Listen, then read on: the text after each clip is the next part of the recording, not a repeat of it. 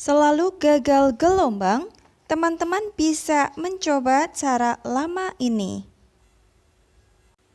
Hai, Assalamualaikum warahmatullahi wabarakatuh. Selamat datang saya ucapkan di Usma Ulia Channel yang masih membahas tentang beragam aplikasi dan informasi.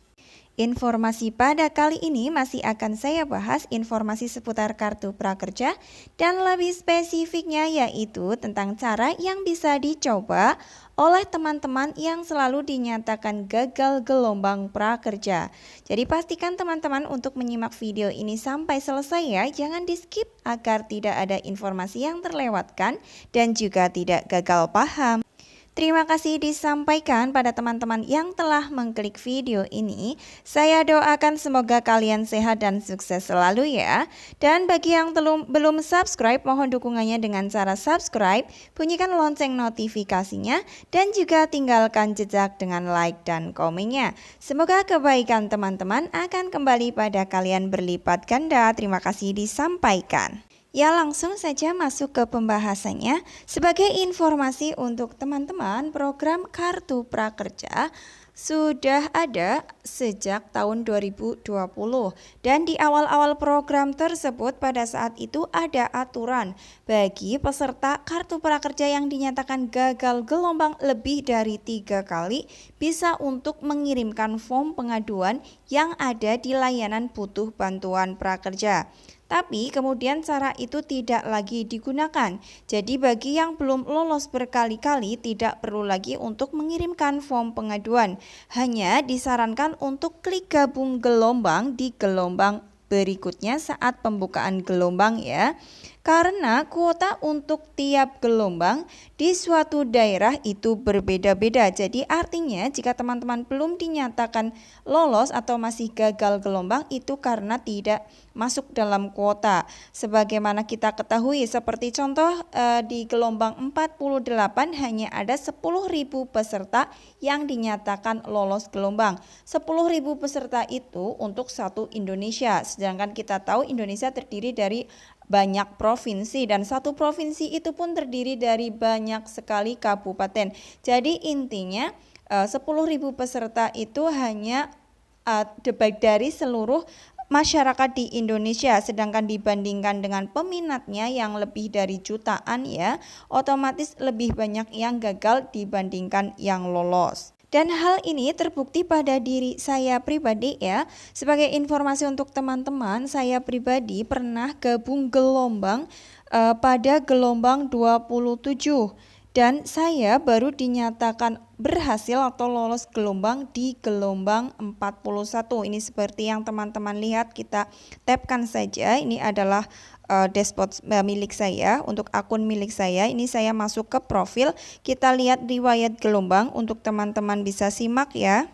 Ini seperti yang tertera di sini, gelombang 41 saya dinyatakan berhasil dan saya scroll ke bawah. Ini adalah riwayat gelombang yang pernah saya ikuti, ada banyak sekali dan jika saya hitung ada 14 kali karena saya pertama gabung itu di gelombang ke-27 dan baru dinyatakan lolos atau berhasil di gelombang 41. Dan selama proses gagal saya yang sebanyak 14 kali ini saya tidak pernah untuk mengirimkan form pengaduan. Jadi ini memang terbukti ya bahwa form pengaduan pada saat itu tidak terlalu diberlakukan. Jadi selama alasannya adalah seperti ini, silakan coba kembali pada gelombang berikutnya. Itu artinya kita atau teman-teman masih ada peluang untuk berhasil atau lolos di gelombang berikutnya. Maka sarannya hanya tinggal update setiap hari, kita lihat dashboard prakerja kita setiap hari untuk mengetahui apakah gabung gelombang sudah dibuka atau belum. Jika sudah, tinggal klik gabung gelombang saja. Dan sebagai informasi untuk teman-teman, pada saat itu dimulai pembukaan gelombang 27, saya selalu mengecek dashboard prakerja saya itu setiap hari teman-teman. Jadi setiap kali saya bangun tidur langsung untuk mengecek dashboard apakah sudah ada gabung gelombang atau belum. Jika sudah ada, saya langsung klik gabung, dan walaupun sudah klik gabung saya juga masih tetap ngecek secara berkala untuk mengetahui sudah sampai mana proses seleksi atau proses pendaftaran yang saya ikuti di Kartu Prakerja. Dan karena saya melakukan atau mengecek dashboard prakerja saya setiap hari, jadi saya itu tidak pernah miss atau tertinggal ya saat gabung gelombang dibuka. Karena setiap hari setiap bangun tidur saya selalu mengecek dashboard prakerja apakah sudah ada gelombang dibuka atau belum. Jika sudah langsung klik, begitu sudah gabung, sudah sampai mana prosesnya, itu saya selalu mengikutinya setiap hari sampai saya dinyatakan lolos. Kemudian untuk pembelian pelatihan dan itu setelah dinyatakan berhasil baru tidak melihat dashboard setiap hari, baru berhenti, intinya seperti itu ya. Jadi intinya untuk pengalaman pribadi saya tidak pernah mengirimkan form pengaduan walaupun saya gagal sebanyak 14 kali, mohon maaf, sebanyak 14 kali. Tetapi barangkali teman-teman gagal berkali-kali seperti saya ya, dan bahkan lebih banyak dari saya atau lebih sedikit daripada saya, tapi lebih dari 3 kali, dan penasaran kenapa selalu gagal gelombang, bisa teman-teman coba cara lama yang saya maksudkan di sini, yaitu dengan cara mengirimkan form pengaduan atau menggunakan layanan butuh bantuan yang ada di akun prakerja kita, yaitu dengan cara kita sesudah masuk dashboard, kita tapkan saja profil. Sebagai contoh untuk profil saya, di sini ada tulisan bantuan prakerja. Di sini ada 3 jenis layanan dari prakerja untuk kita melakukan komunikasi dengan CS Prakerja. Yang pertama adalah bantuan, berarti melalui telepon. Yang kemudian adalah formulir pengaduan atau form pengaduan. Ini kita mengisi formulir untuk mengadu, dan bisa juga melalui live chat atau ya secara chat secara live ya dengan CS Prakerja.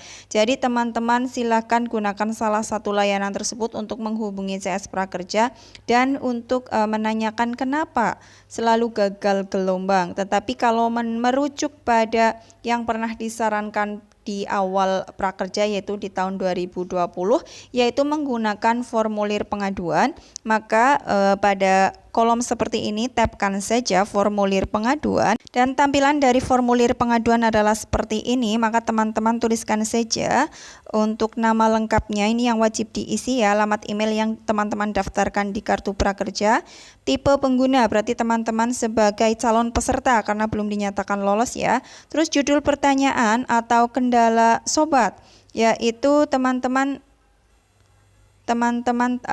tuliskan saja alasannya kenapa gagal gelombang. Terus deskripsinya ditulis juga, saya sudah mengikuti program kartu prakerja sejak gelombang sekian sampai sekian, saya belum pernah dinyatakan lolos, saya selalu gagal gelombang, seperti itu saja.